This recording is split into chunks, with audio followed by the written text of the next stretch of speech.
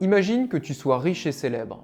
Tu es le PDG d'un énorme fonds de pension qui gère 308 milliards de dollars. Mais l'argent ne protège pas du Covid, alors tu aimerais te faire vacciner. Le problème, c'est que dans ton pays, des vaccins, il n'y en a pas pour tout le monde. Ils sont réservés en priorité aux personnes âgées et aux soignants. Tu n'es ni l'un ni l'autre, donc tu n'es pas prioritaire. Mais qu'à cela ne tienne, tu pars à l'autre bout du monde te faire vacciner. Le problème, c'est que les médias le découvrent et du coup tu perds ton job en or et ta réputation. C'est exactement ce qui est arrivé à Marc Machin, le PDG d'Investments RPC, le plus gros fonds de pension du pays qui gère la retraite de 20 millions de Canadiens. Alors voyons ensemble comment on peut être obligé de démissionner pour s'être fait vacciner contre le Covid. Qu'est-ce qui a poussé cet homme à agir comme ça? Qu'est-ce qui a motivé les réactions autour de cet acte? Et surtout, dans nos vies quotidiennes, où se situe la frontière entre penser à soi et se soucier des autres? Laisse-moi dans cette vidéo t'emmener du lointain Canada jusque dans nos vies quotidiennes.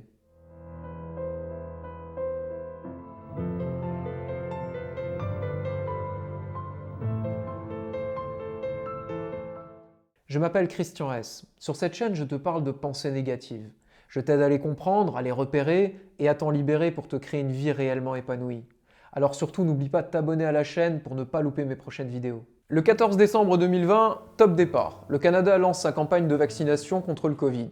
L'objectif est simple, 3 millions de personnes vaccinées d'ici la fin mars. Le problème, c'est que ça ne se passe pas comme prévu. Alors, qui a dit que ça ne se passait jamais comme prévu? Mauvaise langue. Les livraisons de vaccins prennent du retard, certains ne sont pas homologués à temps, donc les vaccins sont réservés en priorité aux soignants et aux personnes âgées. De son côté, Marc Machin, 54 ans, ne l'entend pas de cette oreille. Il prend l'avion direction Dubaï en début février pour aller se faire vacciner. Alors, c'est vrai que toi et moi, si on veut se faire vacciner, on va à la pharmacie du coin ou voir notre médecin généraliste. Visiblement, quand on est PDG d'un énorme fonds de pension, on envisage des solutions plus lointaines. Et pourtant, le Canada a formellement demandé à tous ses habitants de ne pas sortir du territoire. Alors, qu'est-ce qui pousse un homme riche, influent, et donc très surveillé par les médias, à aller complètement à l'encontre de ce qui est demandé?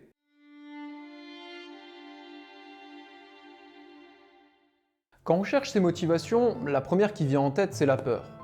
J'ai peur du virus, j'ai envie de me faire vacciner, ce n'est pas possible dans mon pays, c'est possible ailleurs, donc je le fais. Qu'importe ce que les autres pensent, qu'importe si les autres habitants de mon pays ne peuvent pas forcément se faire vacciner comme moi, l'important c'est que moi, je sois protégé. Et on touche là à autre chose. Si c'est bien la peur qui lui a fait envisager l'idée d'aller se faire vacciner à l'autre bout du monde alors même que c'était formellement demandé de ne pas le faire, c'est l'individualisme et l'égoïsme qui lui a permis de sauter le pas. Quand on est dans cette logique, qu'importe la vie des autres, qu'importe les valeurs morales, l'important c'est que on soit protégé. Et là on peut se dire, il est riche et puissant, tous les gens comme ça agissent de la même manière, l'argent, le pouvoir, ça corrompt les cœurs. Mais est-il vraiment le grand méchant de l'histoire? Est-ce que c'est le seul à agir comme ça?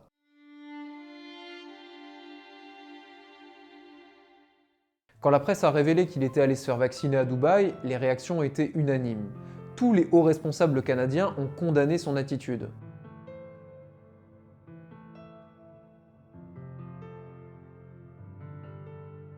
On peut facilement expliquer ces réactions par le besoin fondamental de justice et d'équité. Alors, tous les pays dans le monde n'ont pas la même manière de voir les inégalités. Notamment les pays de mentalité anglo-saxonne les voient plus comme le reflet du mérite individuel de chacun. Elles sont donc beaucoup plus tolérées dans la société. Néanmoins, tous les pays occidentaux sont d'accord sur un point, c'est le droit de chaque citoyen à l'équité. C'est-à-dire le droit de chaque citoyen à être traité de la même manière, quel que soit son sexe, son origine, son statut social ou sa richesse. Et le fait d'aller se faire vacciner alors que beaucoup de personnes qui ont le même âge que lui de son pays ne peuvent pas le faire, est vu comme une rupture de cette équité. Ça provoque donc naturellement colère et jalousie. Alors le but de cette vidéo n'est pas de dire si c'est bien ou mal de ressentir ces émotions, si elles sont justifiées ou pas. Plutôt que d'être dans le jugement et la condamnation, le but ici est d'enclencher une réflexion sur l'égoïsme. Et une fois l'affaire révélée par la presse, le conseil d'administration du fonds de pension que dirige Marc Machin lui demande de démissionner. C'est une décision qui a très certainement été poussée également par l'État canadien. Ça fait de deux choses l'une. L'entreprise conserve son image Et l'État se dresse ainsi comme le garant de l'équité des citoyens face à l'accès aux vaccins et comme le rempart contre l'égoïsme. C'est beau, hein? Mais l'État est-il lui-même exempt de tout égoïsme?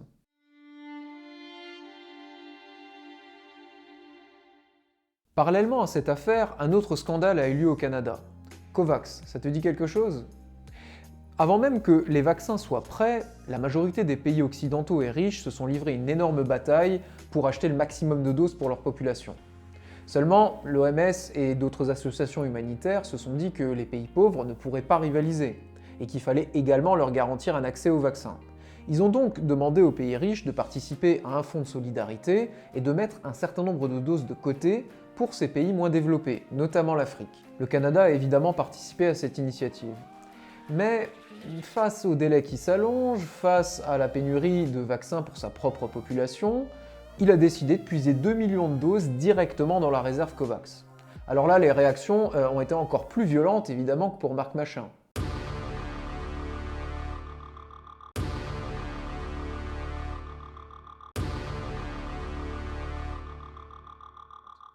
Et là, on peut voir le choix de l'État canadien de deux manières différentes. La première, c'est de se dire qu'il a agi comme ça par souci de sa population, par volonté de les protéger face au virus.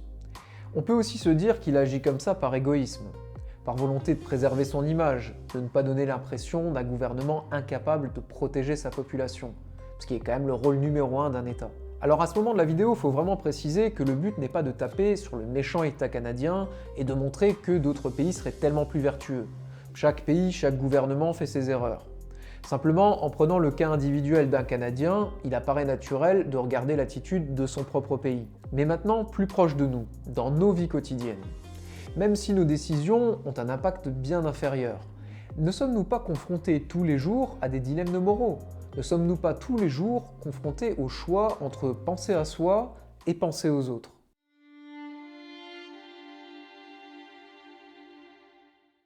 Dois-je me reposer devant un bon film ou prendre ce temps pour aider mon partenaire dans les tâches ménagères? Dois-je passer ce dimanche après-midi à déjeuner avec mes beaux-parents pour faire plaisir à mon partenaire ou le consacrer à ce roman qui me tend les bras depuis 2 semaines? Ces choix du quotidien définissent quelle vie nous menons. Mais il n'y a pas de bonne ou de mauvaise réponse. Si on pense tout le temps aux autres, on s'oublie complètement.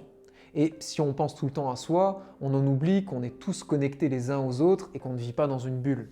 Et s'il était indispensable de faire les deux? En pensant à nous, on se remplit de force, de joie, on se crée une vie épanouie, qui nous ressemble, qui nous plaît, on se nourrit de l'intérieur. Comment donner aux autres ce qu'on n'a pas nous-mêmes? Comment donner aux autres si nous-mêmes nous sommes vides? Dans une course de Formule 1, un pilote rentre plusieurs fois au stand. Il fait le plein de sa voiture, il change les pneus, et ensuite il peut se donner une chance de gagner la course, de procurer de la joie aux spectateurs. Et si, comme ce pilote, on prenait du temps pour nous, on pensait à nous, pour ensuite donner et offrir aux autres le meilleur de nous-mêmes? Platon disait « donne et tu recevras ». C'est vrai, mais c'est une face de la pièce. Sur l'autre face, on peut inscrire « reçois et tu pourras donner ». Merci à vous d'être de plus en plus nombreux à suivre cette chaîne. Pour la soutenir et me permettre de vous produire encore plus de contenu de qualité, n'oubliez pas de vous abonner et de laisser un pouce en l'air. Un grand merci et à très bientôt.